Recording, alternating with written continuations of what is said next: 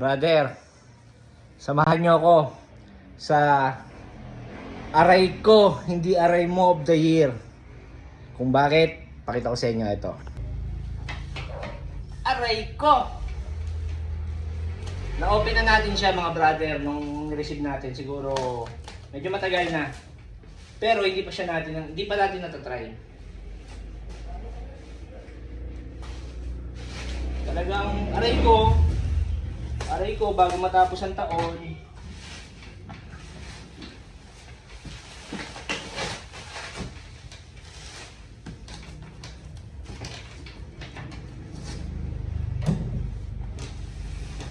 Aray ko talaga.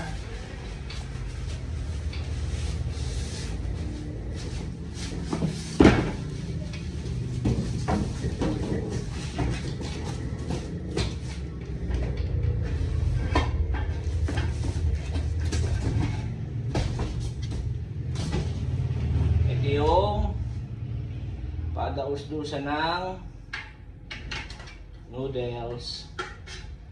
Ayan.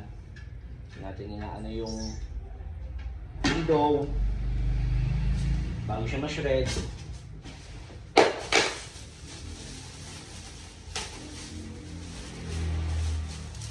Ito na, brother.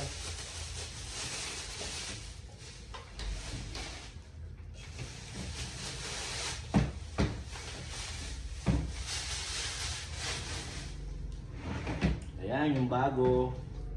May kasama ring lapit natin.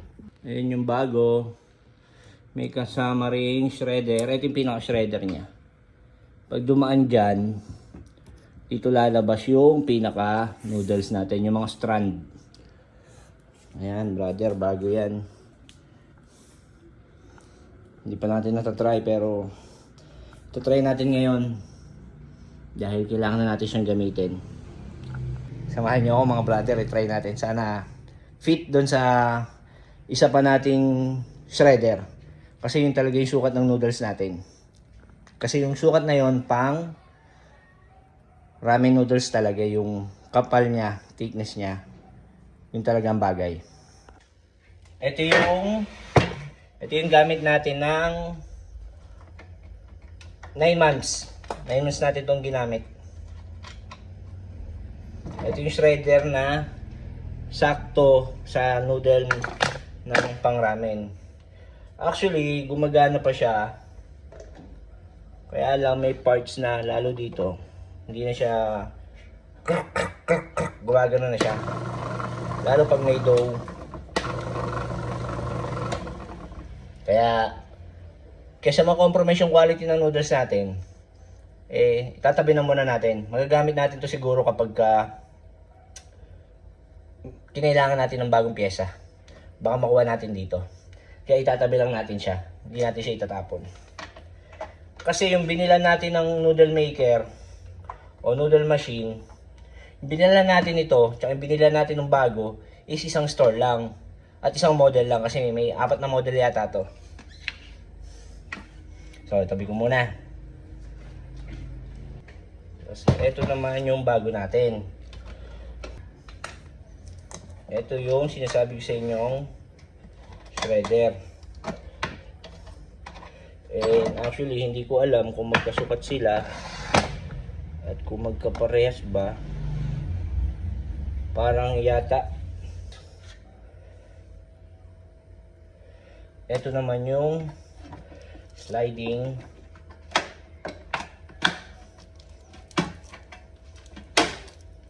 O, di ba? Buo na.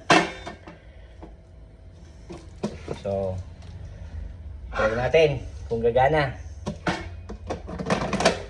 At ito hindi gumana, talagang double kill.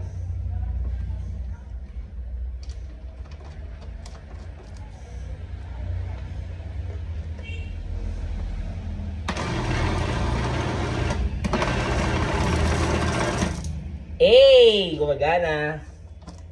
Takot ako subukan tong isa, baka hindi compatible yung gear. Ito baka hindi compatible.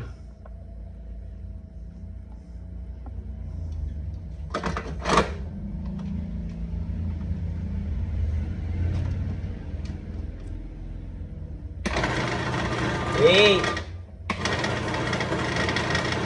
Hey! Compatible. Pwede.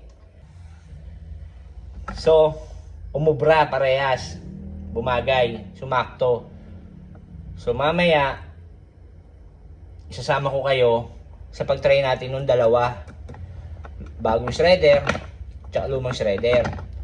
Yung isa lang naman ang gagamitin natin dyan, isa itatabi natin para kapag nagka-problema yung isa, may magagamit pa tayong isa.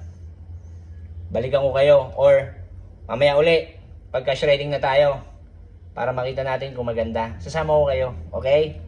Yun lang muna mga brother. Rolling.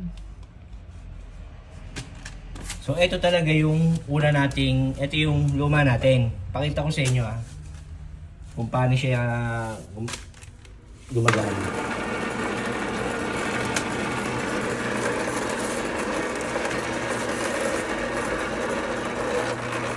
Makita nyo? Oh, naghahang na. Ang tagal niyan, Brad. Kaya kailangan natin siyang palitan.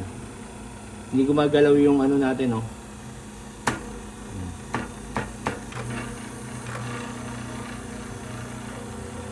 So, yan ang problema natin.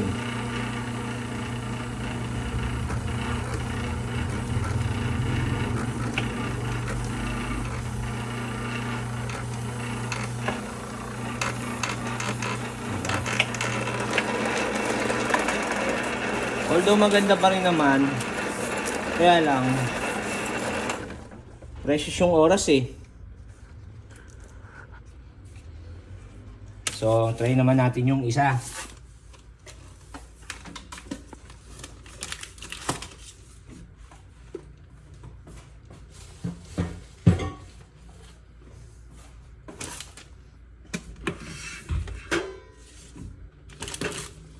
Ito naman yung bago natin. At nakalagay na rin yung shredder niya. So, adjust natin sa thickness na ginagamit natin para sa noodles. Uy, hindi pumasok. Take two.